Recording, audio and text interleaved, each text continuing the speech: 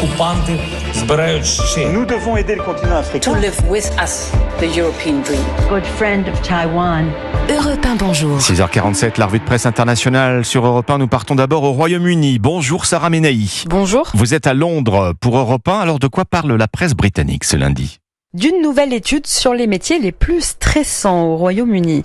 Selon Sky News, ce sont les policiers qui arrivent en tête de ce classement avec un taux de 6500 policiers sur 100 000 qui déclarent que leur travail a un impact négatif sur leur santé mentale.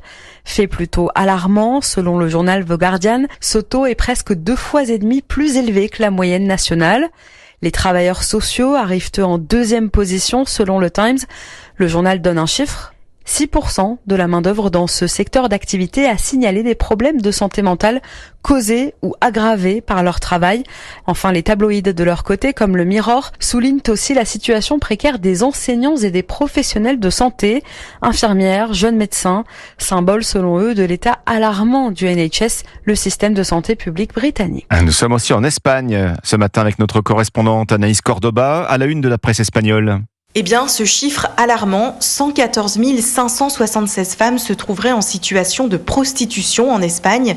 C'est 0,56% de la population féminine majeure.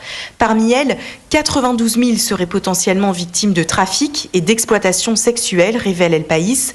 En guise de preuve, le fait notamment qu'un seul numéro de téléphone puisse être associé à plus de 300 femmes différentes, explique le quotidien.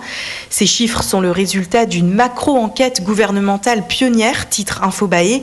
Le pure player d'investigation détaille. Les autorités ont épluché 650 000 petites annonces de services sexuels sur Internet.